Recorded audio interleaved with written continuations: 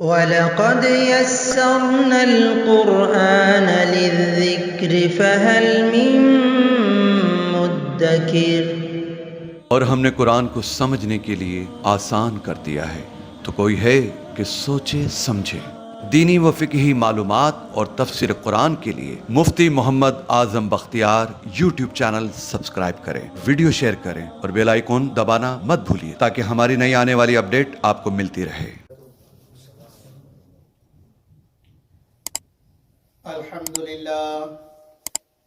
الحمدللہ نحمده ونستعینه ونستغفره ونؤمن به ونتوکل علیہ ونعوذ باللہ من شرور انفسنا ومن سیئات اعمالنا من يهده الله فلا مضل له ومن يضلله فلا هادي له واشهد ان لا اله الا الله وحده لا شريك له واشهد ان محمدا عبده ورسوله ارسلہ اللہ تعالی الى کافۃ للناس بشیرا ونذیرا وداعیا الى اللہ باذنہ وسراجا منیرا صلی اللہ تعالی علیہ وعلی آلہ واصحابہ وبارک وسلم تسلیما کثیرا کثیرا اما بعد فاعوذ باللہ من الشیطان الرجیم بسم اللہ الرحمن الرحیم ولكن رسول الله وخاتم النبيين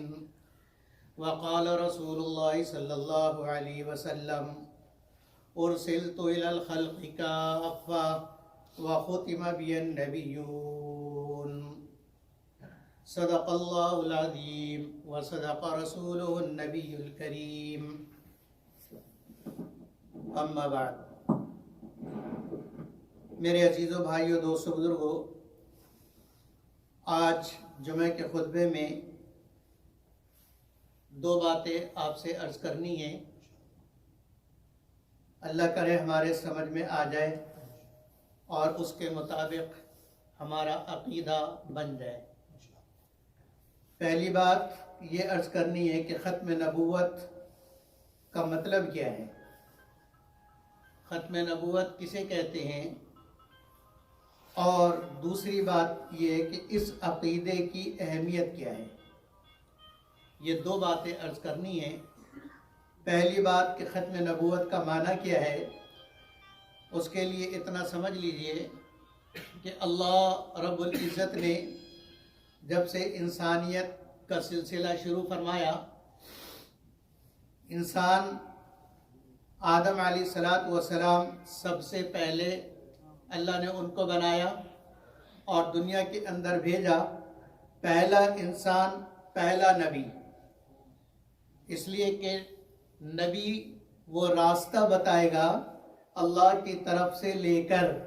اللہ کی رہنمائی میں نبی وہ راستہ بتلا سکتا ہے جو دنیا کا کوئی انسان، کوئی عقل مند، کوئی پروفیسر، کوئی ڈاکٹر، کوئی انجینئر، کوئی فلاسفر نہیں بتلا سکتا۔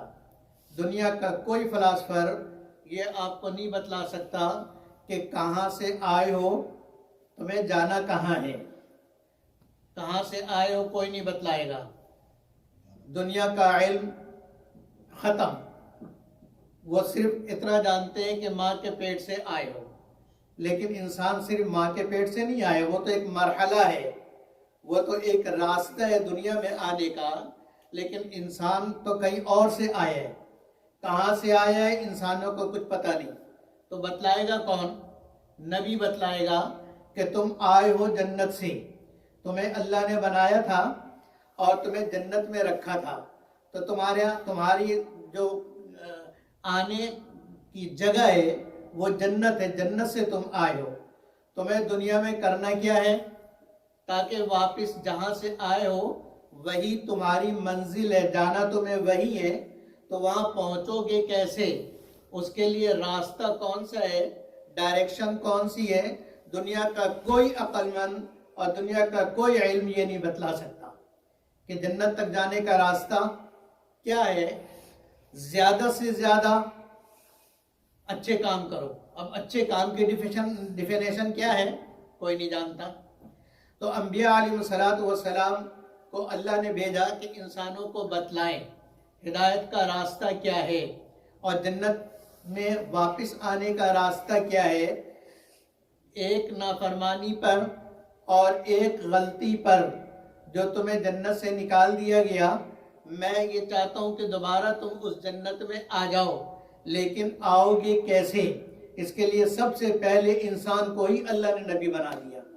تو نبوت کا سلسلہ اللہ رب العزت نے حضرت آدم علیہ السلام سے شروع فرمایا، اور یہ سلسلہ ہر زمانے کے اندر، قوم کے اندر، وقت کے اندر، قبیلے کے اندر مسلسل اللہ رب العزت نبیوں کو بھیجتے رہے.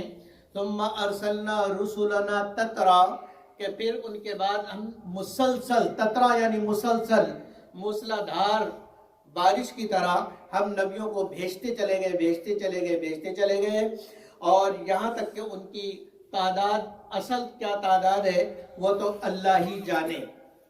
اصل جو ہم کہتے ہیں نا 1,24,000، یہ حتمی تعداد نہیں ہے، یہ حتمی تعداد نہیں ہے. اگرچہ کئی حدیث سے ثابت ہے کہ حضرت صلی اللہ علیہ وسلم نے ارشاد فرمایا کہ 1,20,000، 1,24,000، لیکن وہ روایتیں ضعیف ہیں. وہ روایتیں کیا ہیں؟ ضعیف ہیں. اس لیے ان پر معیار نہیں رکھا جا سکتا. اس لیے یوں کہتے ہیں کہ اللہ نے 1,24,000 کم و بیش، یعنی اس سے کم بھی ہو سکتے ہیں اور اس سے زیادہ بھی ہو سکتے ہیں. اصل تعداد کس کو معلوم ہے؟ اللہ ہی کو معلوم ہے.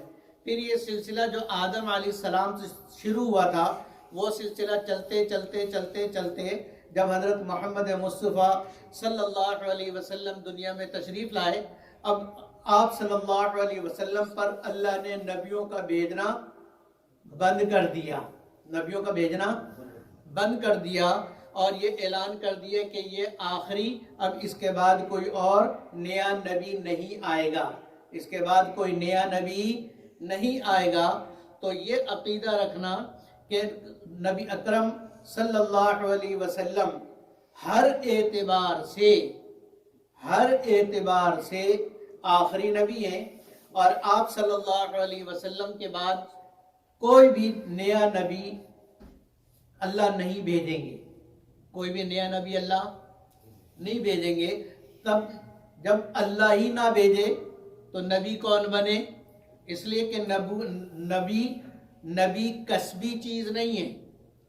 نبی کسبی چیز نہیں ہے کہ آدمی محنت کرتے جیسے غلام احمد قادیانی کہتا ہے کہ اتباع سنت کی وجہ سے میں عین محمد بن گیا. یہ ناممکن ہے. کسبی چیز نبوت محنت سے، مشقت سے حاصل نہیں ہوتی. اور جیسے غامدی کہتا ہے کہ یہ ہو سکتا ہے کہ ایک شخص اتنا متبع شریعت ہو اور اتنا نبی کی شریعت پہ اور سنت پہ چلنے والا ہو، میرے طرف دیکھو بھائی، اتنا سنت پہ چلنے والا ہو کہ اس کا رابطہ بھی اللہ سے ہو جائے، اس کا رابطہ بھی اللہ سے. اور وہ نبوت کی ڈیفینیشن ہی یہی کرتا ہے کہ جس کا رابطہ اللہ سے ہو جائے تو اس کو نبی کہنے میں کیا حرج ہے. تو اس لیے ہم کہتے ہیں کہ تیرے زندیق ہونے میں کوئی شک نہیں. جب ایسے شخص کو جو نبی صلی اللہ علیہ وسلم کے بعد نبوت کا دعویٰ کرے تو، اور جو شخص وہ کافر، اور جو اس کی تصدیق کرے وہ بھی کافر، وہ بھی کیا ہے؟ شک ہے کوئی؟ اس کے کفر میں کوئی شک نہیں. نماز کا کوئی انکار کر دے اس کے کفر میں شک ہے؟ کوئی شک نہیں ہے. قرآن کا کوئی انکار کر دے اس کے کفر میں شک ہے؟ نہیں شک ہے. رمضان کے روزوں کا کوئی انکار کر دے، اس کی فرضیت کا انکار کر دے، اس کے کافر ہونے میں کوئی شک نہیں. کلمہ کا انکار کر دے، اس کے کافر ہونے میں کوئی شک نہیں. دین کی کسی بھی چیز کا، دین کی کسی بھی اصول کا اور کسی بھی فروعی چیز کا انکار کرنے والا کیا ہے؟ کافر ہے. انکار کرنے والا کافر ہے. تو اور اس میں دو چیزیں ہیں، ایک ہے اعمال اور ایک ہے عقائد. پہلی چیز عقائد ہے. پہلی چیز پہلے انسان کا عقیدہ ٹھیک ہوگا سب سے پہلے. اس لیے تو کہا کہ اگر عقیدہ ٹھیک ہے، کلمہ لا الہ الا اللہ محمد الرسول اللہ سچے دل سے پڑھا ہے، پورے اقرار کی کیفیت کے ساتھ پڑھا ہے، اقرار باللسان و تصدیق بالقلب کی کیفیت کے ساتھ کلمہ پڑھا ہے، اور پڑھتے ہی انتقال ہو گیا، کیا خیال ہے؟ ایک نماز بھی زندگی میں نہیں پڑھی اس نے، جہنم میں جائے گا. ایک روزہ بھی نہیں رکھا ہے، اس کے اوپر اس کا بڑا مالدار تھا لیکن حج کبھی نہیں کیا، کیا خیال ہے؟ جہنم میں جائے گا؟ وہ ڈائریکٹ جنت میں جائے گا. کیوں؟ اس لیے کہ عقیدہ اس کا ٹھیک تھا. اسی لیے تو فرمایا کہ جو ذرہ برابر ایمان لے کر چلا جائے، ساری زندگی نیک اعمال اس نے نہ کیے ہو لیکن ایمان کا ذرہ لے کے دنیا سے چلا جائے، تو یہ بھی ہو سکتا ہے کہ اللہ اس کو ویسی ڈائریکٹ جنت میں بھیج دے، یہ اللہ کے اختیار میں.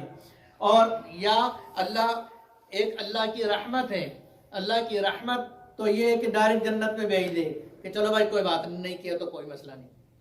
اور ایک اللہ کا قانون ہے، قانون تو یہ ہے کہ بھائی جرم کیا ہے، سزا بھگتو، جیل جاؤ، اپنی سزا پوری کرو اور پھر سب باہر نکل جاؤ. تو ایسی وہ اپنی سزا پوری کر کے وایا جہنم جنت میں جائے گا. لیکن جنت میں گیا کیوں؟ اس عقیدے کی وجہ سے. تو عقیدہ اعمال سے زیادہ اہم ہے. جس کا عقیدہ ٹھیک، اعمال کچے، اس کے لیے اتنا خطرہ نہیں ہے، اس کے لیے اتنا خطرہ نہیں ہے. یہ بھی ہو سکتا ہے کہ اس کے عقیدے کی وجہ سے اللہ اس کے اعمال سے چشم پوشی کر دیں کہ چلو جی کوئی بات نہیں، یہ تو اللہ کے اختیار میں ہے نا. لیکن عقیدے کی اللہ کے یہاں کوئی چشم پوشی نہیں، عقیدے کے اندر کوئی ذرہ برابر بھی کمی اور بیشی اللہ کو بالکل منظور نہیں. اعمال کے اندر اونچ نیچ ہو جائے، جیسے کہا کہ فرض اس کے کم ہیں، چلو جی دیکھو شاید نفلیں پڑھی ہوں، تعداد پوری کر دو، وزن پورا کر دو. اگر کھرا مال نہیں ہے تو کھوٹا مال ڈال دو، نفلیں ڈال دو. اخلاص والی نمازیں نہیں ہے، چلو پڑھی تو ہے، جیسی بھی پڑھی ہے ڈال تو دو. یہ اللہ کی رحمت ہے. تو لیکن عقیدہ اگر خراب تو پھر اللہ کی کوئی گنجائش نہیں ہے. تو ختم نبوت کا مطلب ہے کہ یہ عقیدہ رکھنا کہ حضرت صلی اللہ علیہ وسلم آدم علیہ السلام سے جو نبوت کا سلسلہ چلا تھا وہ حضرت صلی اللہ علیہ وسلم پر ختم ہو گیا. اب آپ صلی اللہ علیہ وسلم کے بعد قیامت تک کسی قسم کا کوئی نبی نہیں آئے گا. کسی قسم کا، اس پہ غور کیجیے، کسی قسم کا کوئی نبی نہیں آئے گا. نہ تشریعی نبی آ سکتا ہے اور نہ غیر تشریعی نبی آ سکتا ہے. یہ ان الفاظ کے ساتھ یہ قادیانی آپ کو دھوکہ دیتے ہیں، قادیانی آپ کو دھوکہ دیتے ہیں، اور وہ یہ کہتے ہیں کہ ہم نے کب کہا کہ میں تشریعی نبی ہوں؟ شریعت تو محمد صلی اللہ علیہ وسلم پر ہے، میں غیر تشریعی نبی ہوں، میں غیر تشریعی نبی ہوں. غیر تشریعی نبی کا کیا مطلب؟ کہ جیسے موسیٰ علیہ السلام نبی تھے، شریعت والے، ان پر شریعت اتری، لیکن ہارون علیہ السلام ان پر بھی کوئی کتاب اتری ہے؟ بولو نا، ان پر کوئی کتاب نہیں اتری. وہ موسیٰ علیہ السلام کی شریعت کے پابند تھے. وہ موسیٰ علیہ السلام تشریعی نبی اور ہارون علیہ السلام غیر تشریعی نبی. وہ نبی کی اتباع ہیں، متبع ہیں، نبی کی کیا ہیں؟ متبع ہیں. لیکن محمد صلی اللہ علیہ وسلم کے بعد قیامت تک نہ کوئی تشریعی نبی آئے گا اور نہ کوئی غیر تشریعی نبی آئے گا. نبوت کے ساتھ کسی معنی میں کوئی نبی نہیں آئے گا. نبوت کے لفظ کے ساتھ کسی معنی میں کوئی نبی نہیں آئے گا، چاہے وہ کہے کہ میں ذلی نبی ہوں، نبی کا سایہ ہوں، ذلی نبی ہوں. محمد صلی اللہ علیہ وسلم خاتم النبیین ہے، وہ آپ کے سامنے دھڑلے سے کہے گا اور اس سے آپ کو دھوکہ لگے گا، اور وہ کہے گا انبیاء ان کو محمد صلی اللہ علیہ وسلم کو خاتم النبیین مانتے ہیں، آپ کے بعد کوئی نبی نہیں آئے گا. لیکن وہ کہتا ہے کہ تشریعی نبی کوئی نہیں آئے گا. ذلی نبی تو ہے نا غلام احمد. وہ غلام احمد کو ذلی نبی، بروزی نبی، کہ وہ اس وقت تھے اس وقت میں ہوں، اس قسم کے الفاظ لا کر وہ اپنی نبوت کا دعویٰ کرتا ہے. تو یہ عقیدہ اصولی عقیدہ ہے. پہلی بات جو میں نے کی، ختم نبوت کا مطلب کیا ہے؟ ختم نبوت کا مطلب یہ ہے کہ یہ عقیدہ رکھنا کہ حضرت صلی اللہ علیہ وسلم کے بعد اب قیامت تک نبوت کے کسی معنی کے ساتھ کوئی بھی نہیں آئے گا. نبوت کے کسی معنی کے ساتھ کوئی نیا نبی نہیں آئے گا، اور جو آئے گا جس نے دعویٰ کیا وہ جھوٹا اور کذاب ہوگا، وہ نبی نہیں ہوگا. یہ عقیدہ رکھنا، اور پھر حضرت صلی اللہ علیہ وسلم کے بعد جتنے نبوت کے دعوے دار ہیں ان سب کو کافر سمجھنا، یہ اس عقیدے کا حصہ ہے. تو ختم نبوت کا مطلب سمجھ آ گیا. عقیدہ ختم نبوت کسے کہتے ہیں سمجھ آ گیا. اب دوسری بات میں نے عرض کی کہ عقیدہ ختم نبوت، یہ عقیدہ ضروری کیوں ہے اور اس عقیدے پر اتنا زور کیوں ہے؟ توحید پر اتنا زور نہیں، کسی اور چیز پر اتنا زور نہیں ہے، عقیدہ ختم نبوت پر اتنا زور کیوں ہے؟ اور سارا زور اس پر کیوں لگتا ہے؟ اس کی وجہ تین ہے. کتنی وجہ ہیں؟ تین وجوہات ہیں. یہ تین وجوہات میں آپ کے سامنے رکھتا ہوں کہ تین وجہ ہے جس کی وجہ سے ختم نبوت کا عقیدہ سب سے زیادہ اہم ہے. اس لیے کہ ختم نبوت کا عقیدہ یہ اسلام کی ایسی بنیاد ہے کہ اگر یہ ہل گئی تو اسلام کی عمارت توحید بھی قائم نہیں رہ سکتی. توحید کا عقیدہ بھی قائم نہیں رہ سکتا، اسلام کا عقیدہ بھی قائم نہیں رہ سکتا. اسلام کی ساری عمارت اگر اس عقیدے کے اندر دڑال آئی تو ساری عمارت گر جائے گی. عمارت، اسلام کی عمارت کی بنیاد صرف عقیدہ ختم نبوت ہے. اس لیے کہ اگر یہ عقیدہ کمزور پڑ گیا تو پھر کوئی اور آئے گا، وہ کہے گا اب میں نبی، تو اب اسلام تو گیا، اب اس کی مانو. پھر وہ جیسے نماز کہے گا ویسی پڑھو. پھر وہ جس کسی چیز کو سچ کہے، کسی چیز کو جھوٹ کہے، کسی کو حلال کرے، کسی کو حرام کرے، تو اسلام کی ساری عمارت کہاں گئی؟ ساری عمارت ختم. اس لیے اس عقیدہ کا رکھنا جو ہے اتنا زیادہ ضروری ہے. پہلی وجہ کہ قرآن حکیم کی 110 آیتیں ہیں جس میں نبی اکرم صلی اللہ علیہ وسلم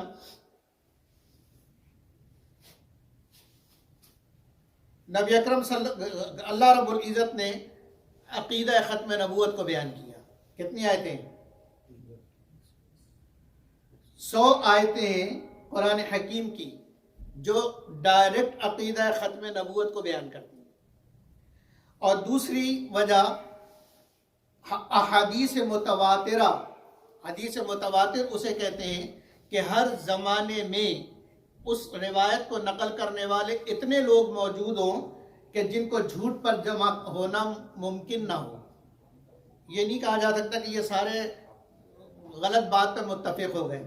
اس لیے کہ حدیث متواتر میں نقل کرنے والا ایک دمشق کا رہنے والا، ایک مدینہ کا رہنے والا، ایک شام کا رہنے والا، یہ سارے مختلف علاقوں کے رہنے والے، اور یہ سب اپنی اپنی سندوں سے ایک ہی بات بیان کر رہے ہیں. تو اس کا مطلب ہے کہ یہ حدیث ٹھیک ہے، اس کے اندر ذرا سی بھی سقم نہیں ہے. اس کو حدیث متواتر کہتے ہیں کہ صحابہ سے لے کر آج تک ہر زمانے کے اندر اتنے لوگ موجود ہوں جن کا جھوٹ پر جمع ہونا ممکن نہ ہو. تو 210 احادیث ہیں. کتنی؟ 210 احادیث ہیں جو ختم نبوت کو بیان کرتی ہیں. 2 وجہ ہو گئی. تیسری وجہ عقیدہ ختم نبوت کی اور اس عقیدے پر پکا رہنے کی وجہ یہ ہے کہ حضرت صلی اللہ علیہ وسلم کے دنیا سے تشریف لے جانے کے بعد اس امت میں سب سے پہلا اتفاق اس بات پر ہوا کہ ختم نبوت کا عقیدہ یہ ایمانی عقیدہ ہے اور ایمان کا حصہ ہے، اور جو حضرت صلی اللہ علیہ وسلم کے بعد نبوت کا دعویٰ کرے وہ دائرہ اسلام سے خارج ہے، لہذا اس کو قتل کیا جائے، لہذا اس کو قتل کیا جائے۔ سب سے پہلا اتفاق، اور نبی اکرم صلی اللہ علیہ وسلم کے ارشاد ہے لا تجتمع امتی علی الضلالہ، میری امت کبھی بھی کسی غلط بات پہ متفق نہیں ہوگی، کبھی غلط بات پہ متفق نہیں ہوگی۔ اور اس کا مطلب کیا ہوا کہ جب کسی بات پر امت کا اتفاق ہو جائے تو اس کا مطلب ہے کہ وہ صحیح ہے، وہ بات ٹھیک ہے۔ اسی لیے فقہاء نے یہ لکھا ہے، محدثین نے یہ لکھا ہے کہ اجماع امت کا انکار کرنے والا ایسا ہی ہے جیسے قرآن کی آیت کا انکار کرنے والا۔ قرآن کی آیت کا انکار کرنے والا کافر، قرآن کی ایک آیت کا بھی انکار کرنے والا کیا ہے؟ کافر۔ ایسی اجماع امت کا انکار کرنے والا، بولو نا زور سے بولو، کافر ہے۔ امت، اجماع امت، اور پھر اجماع امت میں سب سے بڑا اجماع صحابہ کا اجماع ہے۔ بعد والوں کا تابعین کا اجماع کسی بات پر ہو جائے، تبع تابعین کا اجماع ہو جائے، اور اس کے بعد تو اب تو پتہ ہی نہیں کیا، لاکھ آدمی بھی ایک طرف ہو جائے تو کوئی پتہ نہیں کہ یہ سچ بول رہے ہیں کہ جھوٹ بول رہے ہیں۔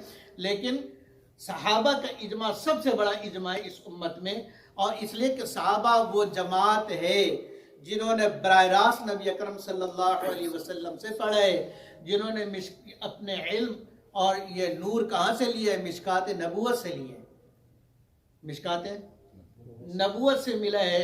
حضرت صلی اللہ علیہ وسلم کے سینہ اطہر سے انہوں نے یہ علم لیا ہے، لہذا وہ جھوٹ پر کبھی بھی جمع نہیں ہو سکتے۔ تو صحابہ کا سب سے پہلا اتفاق اس بات پہ ہوا ہے۔ مولانا انور شاہ کشمیری رحمۃ اللہ علیہ لکھتے ہیں اپنی کتاب میں، مولانا انور شاہ کشمیری رحمۃ اللہ علیہ کا ایک قول پہلے آپ کو سناؤں۔ ختم نبوت کے لیے بڑی محنت کی، سب سے پہلا کیس اس کے لیے وہ پتہ نہیں کتنا سفر کر کے وہ عدالت پہنچتے اور قادیانی کے خلاف دلائل دیتے۔ میں واقعہ کسی دن پھر انشاءاللہ تفصیل سے سناؤں گا۔ انہوں نے ایک مرتبہ بڑے جوش سے فرمایا کہ تم ختم نبوت کے لیے محنت کرو، ختم نبوت کے لیے کام کرو، اور ختم نبوت کے لیے اپنی جانیں دو، میں تمہاری جنت ہونے کا ذمہ دار ہوں، میں تمہارے جنتی ہونے کا ذمہ دار ہوں۔ اس عقیدے پہ مر مٹو، میں ذمہ دار ہوں۔ اس عقیدے کا تعاقب کرو، اور کوئی ایسا شخص جو تمہاری نسل کو خراب کر رہا ہو اور عقیدہ ان کا بگاڑ رہا ہو، اس کے خلاف تم ڈٹ کے کھڑے ہو، تمہیں کچھ ہو گیا تو تمہاری جنت کا ذمہ دار میں ہوں۔ اور وہ یہ چھوٹے آدمی نہیں تھے، یہ چھوٹے آدمی نہیں تھے۔ مولانا عطا اللہ شاہ بخاری رحمۃ اللہ علیہ، مولانا انور شاہ کشمیری رحمۃ اللہ علیہ، یہ بہت بڑے آدمی تھے۔ عدالت میں گرما گرم بحث چل رہی تھی، جج نے پوچھا مولانا شیخ عطا اللہ شاہ بخاری رحمۃ اللہ علیہ سے کہ کیا آپ یہ عقیدہ رکھتے ہیں کہ غلام احمد قادیانی کافر ہے اور جہنم میں گیا ہے؟ اور ان کا خدا کی قسم وہ جہنم میں گیا، کہو تو میں دکھلا دیتا ہوں۔ اگر یہ کہیں، قادیانی بیٹھے ہوئے تھے، ان سے پوچھو اگر یہ کہیں تو میں ان کو دکھلا سکتا ہوں کہ غلام احمد آگ میں جل رہا ہے۔ ایسے لوگ تھے۔ قادیانیوں کی ہمت نہیں ہوئی کہ وہ کہے کہ دکھاؤ، ہمت ہے تو دکھاؤ۔ اس لیے کہ ہو سکتا ہے جنت جہنم تم کیسے دکھا سکتے ہو؟ عطا اللہ شاہ بخاری، لیکن شاہ صاحب تو شاہ صاحب تھے۔ قادیانیوں کو بھی معلوم تھا کہ اللہ نے ان کو ایسے یہاں پر نہیں پہنچایا ہے، اور اس عقیدے کے لیے اللہ نے ایسے ان کو کھڑا نہیں کیا ہے۔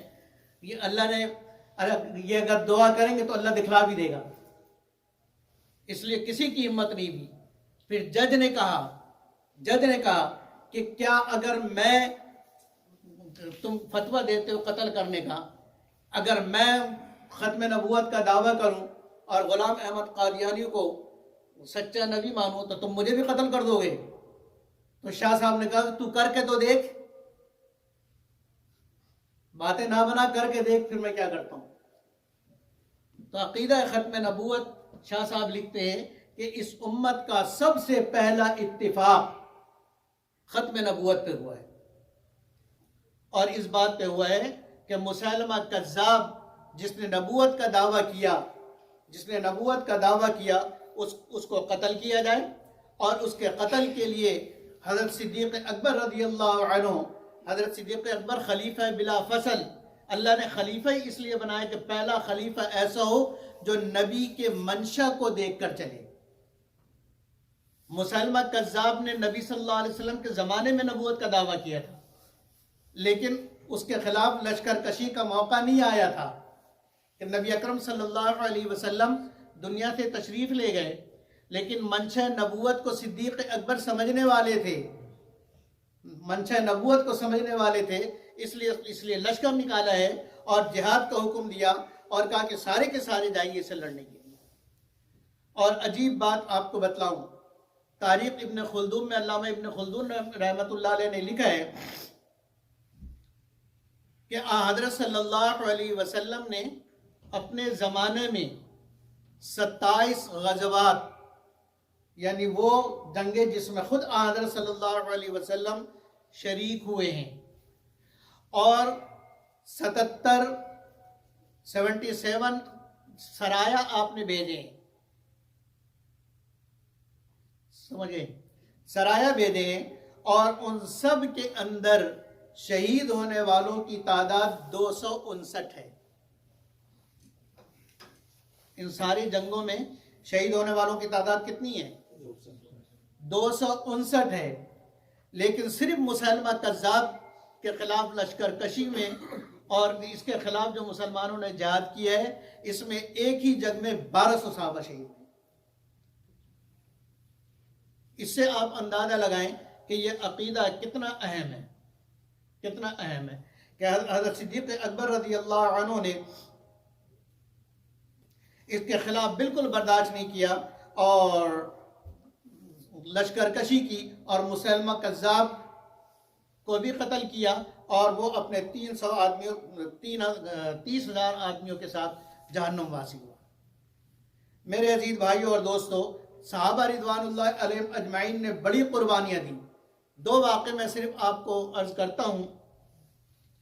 ایک صحابی تھے حبیب بن زید، خزرجی قبیلے کے تھے. نبی اکرم صلی اللہ علیہ وسلم نے ان کو بھیجا اسود عنسی سے بات کرنے کے لیے.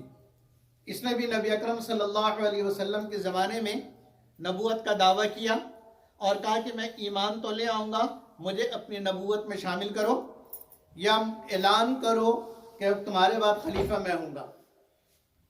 آپ صلی اللہ علیہ وسلم نے دونوں باتوں سے انکار کیا. حبیب رضی اللہ عنہ کو آپ صلی اللہ علیہ وسلم نے مذاکرات کے لیے بھیجے. اس نے اسود عنسی نے اپنے سامنے ان کو کھڑا کیا اور پوچھا کہ کیا تم اس بات کے تم گواہی دیتے ہو کہ محمد صلی اللہ علیہ وسلم اللہ کے رسول ہیں؟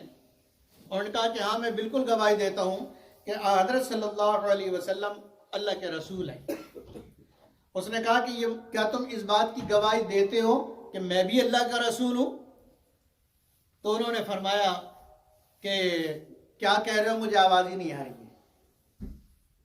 تمہاری بیہودہ باتیں سننے کے لیے میں بہرا ہوں، مجھے تمہاری یہ بیہودہ باتیں سنائی نہیں دے رہی. اللہ اکبر. اس نے ان کے ہاتھ کاٹے اور ہاتھ کاٹنے کے بعد کہا کہ اب بتاؤ تم مجھے نبی مانتے ہو؟ انہوں نے کہا مجھے آواز ہی نہیں آ رہی ہے. دوسرا ہاتھ کاٹا، کہا اب بتاؤ نبی مانتے ہو؟ کہا مجھے آواز ہی نہیں آ رہی. وہ ایک ایک آدھا ان کے کاٹتا چلا گیا اور ہر عضو کے جسم کے ٹکڑے ہو رہے ہیں. آپ کی میری انگلی تھوڑی سی کٹ جائے، تکلیف کا اندازہ ہوگا کہ ایک انگلی کٹ جائے، خراش لگ جائے، پن چبھ جائے، اس کی تکلیف کتنی ہوتی ہے. یہاں کاٹا جا رہا ہے اور ایک ایک عضو کو کاٹ کے بار بار پوچھا جا رہا ہے کہ اب بتاؤ اب مانتے ہو کہ نہیں مانتے. اعضاء ان کے کٹتے رہے یہاں تک کہ اسی میں ان کا انتقال ہو گیا اور اسی میں وہ شہید ہو گئے، لیکن یہ کہہ کے نہیں دیا کہ ہاں تم ہو یا نہ ہو، یہ بھی نہیں بتایا۔ تمہاری یہ باتیں میں سن نہیں سکتا، تمہاری یہ بات اتنی بیہودہ ہے کہ تمہاری یہ بات میں سننا ہی نہیں چاہتا۔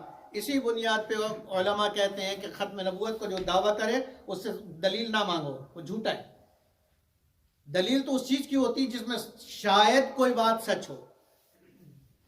جب 100% جھوٹ ہو تو اس کی دلیل مانگنے کی کیا ضرورت ہے؟ اس کو جیسی وہ نبوت کا دعویٰ کرے کوئی، فوراً کہتے تو جھوٹا ہے، تو نبی ہو ہی نہیں سکتا۔ محمد صلی اللہ علیہ وسلم آخری نبی ہیں، جب تو نبی ہو نہیں سکتا تو مجھے تیری کسی دلیل کی ضرورت نہیں ہے، چاہے وہ تمہیں ہوا میں اڑ کے دکھا دے، چاہے تمہیں کوئی وہ شعبدہ دکھا دے، یہ سب جادو ہوگا، اس کی نبوت کا معجزہ نہیں ہوگا۔ اسی طریقے سے میرے عزیز بھائیوں اور دوستوں، ایک بہت بڑے بزرگ گزرے ہیں ابو مسلم خولانی، یہ تابعی ہیں، یمن کے رہنے والے، نبی اکرم صلی اللہ علیہ وسلم کے زمانے میں ایمان لے آئے تھے، لیکن نبی اکرم صلی اللہ علیہ وسلم سے ملاقات کا شرف حاصل نہیں کر سکے تھے۔ ان کے علاقے میں نبوت کا دعویٰ کیا اسود انسی نے، اور جب اس نے ان کو بلایا وہ مسلم خولانی رحمۃ اللہ علیہ کو، اور ان سے کہا کہ تم اس بات کی گواہی دیتے ہو کہ میں اللہ کا رسول ہوں؟ انہوں نے کہا نہیں، میں بالکل نہیں دیتا، میں بالکل تمہیں اللہ کا رسول نہیں مانتا۔ اس نے ایک بڑی آگ جلائی اور اس آگ کے اندر ان کو پھینکوا دیا۔ آگ کے اندر جیسے ابراہیم علیہ السلام کو نمرود نے آگ میں ڈالا تھا، ایسی ابو مسلم خولانی رضی اللہ عنہ کو اس جھوٹے نبوت کے دعوے کرنے والے نے آگ میں ڈال دیا۔ لیکن اللہ نے جیسے حضرت ابراہیم علیہ السلام کو نمرود کی آگ سے بچایا، ایسی اللہ رب العزت نے اس دجال کے آگ سے ابو مسلم خولانی کو بچایا، اور بالکل محفوظ آگ سے باہر نکل آئے۔ تو جب آگ سے باہر نکل آئے اور آگ نے ان کے اوپر کوئی اثر نہیں کیا، تو اس کے لوگوں نے اس سے کہا کہ بھئی یہ تو بڑی گڑبڑ ہو گئی، اب یہ باہر جائے گا اور لوگوں کو پتہ چلے گا تو لوگ آپ کی نبوت کو چھوڑ دیں گے، لوگ آپ کی نبوت کو چھوڑ دیں گے اور اس کے پیچھے ہو جائیں گے، لہذا اب یہی ہو سکتا ہے کہ اس کو ملک بدر کر دیا جائے۔ وہاں سے ان کو نکال دیا، اور جب وہاں سے وہ نکلے تو راستہ مدینے کے علاوہ اور جاتا کہاں ہے؟ ایمان والوں کا راستہ مدینے کے علاوہ اور جاتا کہاں ہے؟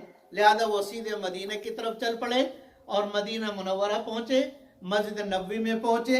مسجد نبوی کے باہر ایک درخت سے اپنا اونٹ باندھ دیا، وہیں بٹھا دیا، اور اندر جا کر ایک پلر کے پیچھے نماز پڑھنے لگے۔ حضرت عمر رضی اللہ عنہ وہاں بیٹھے ہوئے تھے، وہ دیکھ رہے ہیں۔